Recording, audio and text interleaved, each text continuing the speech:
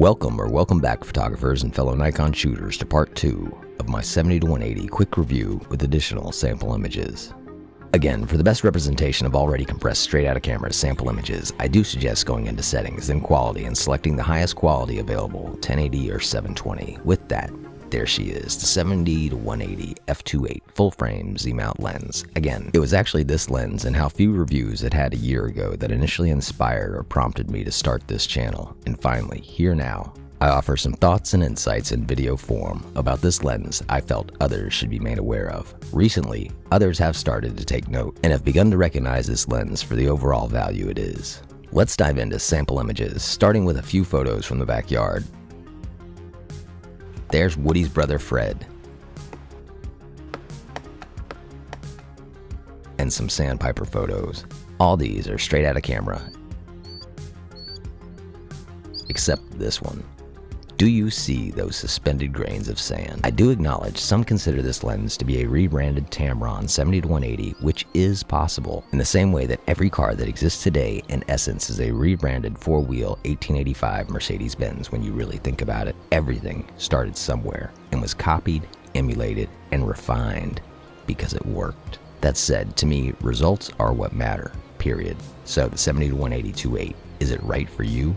It all comes down to, what are you shooting? Now, in full disclosure, I do not shoot sports at all. But when I very first got this lens, as a personal challenge, I took it out to a baseball game, a near ideal test environment for a zoom lens. Being as how I've never been a sports shooter, I did tinker a bit with the triangle, primarily shutter and ISO, in search of the best results. The camera settings are displayed at the bottom of the first photo of each series. I was shooting 70-180 handheld on my Z6 II. The hit rate of this lens is phenomenal.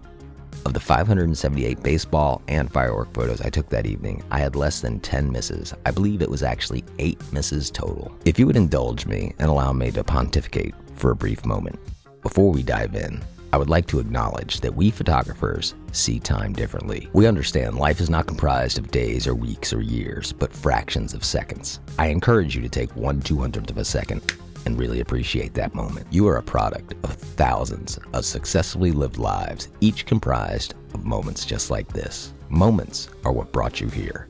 Take the time to capture your moment, as you are in fact documenting your life just as much as you're photographing and documenting your subject. I encourage you to spend 1 hour shooting someplace, something, or someone just for you. Take an hour to discover. Make time to shoot something you've never shot before, whether it's light painting, light trails, macro, astro, whatever you have not experienced. There is always more to explore and learn, and that learned awareness or knowledge is a tool that you can now effectively apply as needed. Due to what? Exposure, of course. Boo. This is your time. Enjoy your journey. With that, we are back on track. Now, I shoot this lens on both my Z6 II and Z6 III because it consistently produces quality, sharp images and has a phenomenal hit rate on either body. For the money, this is a great option that basically covers that useful, some may even say required, 70-200 range, that staple zoom range that nearly every working photographer should have covered as part of their kit. This lens really offers a great reach in a very small throw and has a vastly reduced rate of 795 grams versus the 1360 grams of the 70-200, and at less than half the price. When compared, the image quality of these two lenses is nearly indistinguishable to anybody but a photographer, because non-photographers focus on the image itself. Non-photographers actually see and feel the subject in the image, whereas photographers' eyes assess the photo. Non-photographers simply lack the eyes to see clearly. That should have been f8, not 5.6. Non-photographers don't even know to search for fringing, while also noticing that shutter speed is so obviously wrong. They just see the subject in the image.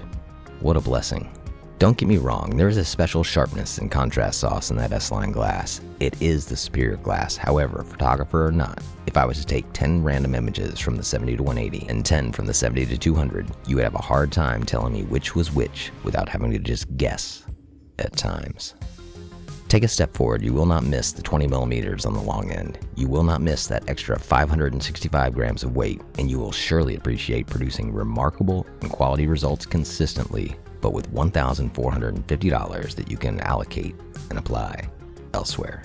Now, for the most part, I'm a handheld shooter, unless I'm doing astro at long exposure. That said, unlike the 70-200, the 70-180 does not have VR. If VR is a requirement and necessity for you, the 70-180 is not your lens. I still had my camera out in the parking lot when the fireworks started, so why not? As a hand holder, this lack of VR has not been an issue for me on any of my Z-series camera bodies, as IBIS really does a tremendous job. This wide aperture standard telezoom handles dynamic lighting conditions throughout its versatile range and has proven itself as an ideal for large-scale events and conferences. Now, my one and only issue with this lens is this.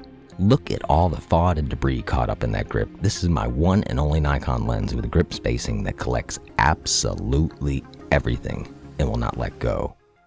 Every speck of nonsense you see there is something that could easily end up on my glass. It is possible, if not likely, that this grip spacing picks up more debris than a 1980s dustbuster, which is why I would highly prefer any other Nikon lens grip spacing. F-mount, Z-mount, doesn't matter. I would absolutely prefer it to the current grip spacing of my 70-180, and that is my only issue with this lens. Is this just my experience or our experience? Let me know in the comments. Overall, the 70-180 is a fantastic option for those seeking a high-performance, fast aperture zoom lens with great image quality. The pros of this lens, most relevant being it has exceptional image quality. It's a consistent f2.8, it's compact, lightweight, and somewhat discreet for its range. And finally, it covers a useful and versatile standard telefocal range.